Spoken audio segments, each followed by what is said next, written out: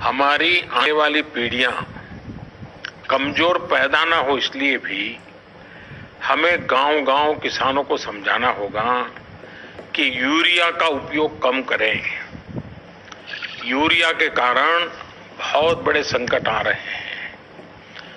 Urea से हमारी मिट्टी, हमारे जल, उस पर बहुत विपरीत असर होता है। और इसलिए पल्लवी जी, आप जैसे प्रधान गांव वालों को समझाए कि भाई अब गांव में पहले अगर 10 थैली आता था यूरिया तो अब 5 थैली आएगा, पहले 100 थैली आता था तो 50 थैली आएगा, हम आधा कर देंगे। आप देखिए पैसा भी बचेगा और ये हमारी धरती माता भी बचेगी।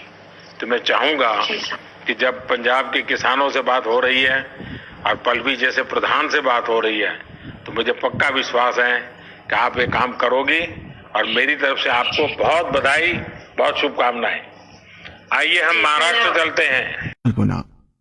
भोले भाले किसान अधिक उत्पादन के लालच में फंसकर रासायनिक खाद व कीटनाशकों का प्रयोग करने लगे। बैलों की जगह ट्रैक्टर से जुताई होने लगी। शुरुआत में कम रासायनिक खादों के प्रयोग से अधिक उत्पादन हुआ। धीरे धीरे रासायनिक खादों के प्रयोग के कारण भूमि की उर्वरा शक्ति क्षीण होने लगी, जिसकी वजह से उत्पादन घटने लगा तथा फसलें कमजोर होने लगी। फसलों के कमजोर होने के कारण उनमें रोग व कीट लगने लगे। रोग व कीटों से फसल की सुरक्षा के लिए और अधिक कीटनाशकों का प्रयोग होने लगा। एक तरफ ज्यादा उत्पादन के लिए अधिक रासायनिक खादों का प्रयोग होने लगा, वहीं दूसरी तरफ फसलों को रोग व कीटों से बचाने के लिए अधिक विषाक्त कीटनाशकों का प्रयोग बढ़ गया, जिसके कारण उत्पादन लागत बढ़ी और किसान को लाभ कम होने लगा, बल्कि छोटे किसान कर्ज में डूबने लगे। धीरे धीरे भूमि की उर्वरा शक्ति क्षीण होने से भूमि बंजर होने लगी।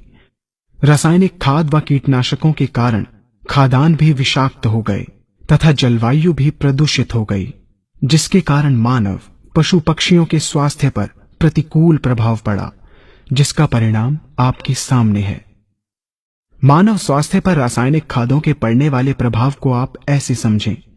जब किसान फसल में रासायनिक खाद डालता है तो रासायनिक खाद में उपस्थित विषाक्त रसायन जल में घुलकर सबसे पहले जल को प्रदूषित कर भूमि के अंदर उपस्थित केचुए व सूक्ष्म जीवाणुओं को मार देता है। ये बात सभी किसान अच्छी तरह से जानते हैं कि केचुए व अन्य सूक्ष्म जीवाणु भूमि की उर्वरा शक्ति को बढ़ाने के लिए अति आवश्यक होते हैं। विषाक्त रसायन के कारण इनकी मृत्यु हो जाने से भूमि की उर्वरा शक्ति नष्ट हो जाती है तथा भूमि कठोर होकर बंजर होने लगती है। रासायनिक खादों के विषाक्त रसायन पानी के माध्यम से अन्य खनिजों के साथ फसल के अंदर पहुंचकर फसलों को विषाक्त बना देते हैं।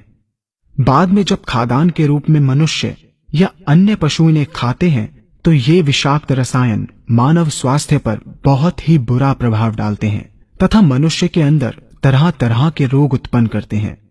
जब हम जैविक खाद का प्रयोग भूमि पर करते हैं तो जैविक खाद पानी में मिलकर पानी को प्रदूषित नहीं करती।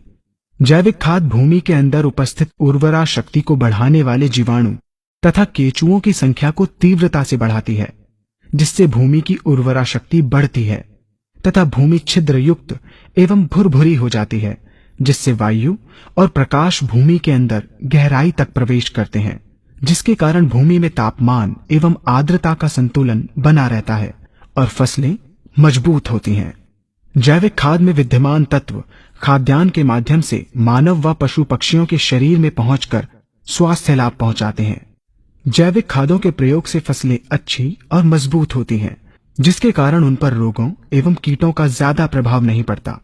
यदि किसी प्राकृतिक कारणवश कीटों व रोगों का प्रभाव अगर पड़ता भी है तो गौमूत्र एवं औषधीय वनस्पतियों के घोल के छिड़काव करने से फसलों को रोग एवं कीटों से बचाया जा सकता है। गौमूत्र एवं अन्य प्राकृतिक औषधियों के मिश्रण के छिड़काव से फसलों का कम लागत में बचाव हो जाता है तथा वातावरण पर भी कोई दुष्प्रभाव नहीं पड़ता। यहाँ हम आपको तालिकाबद्ध तरीके से दोनों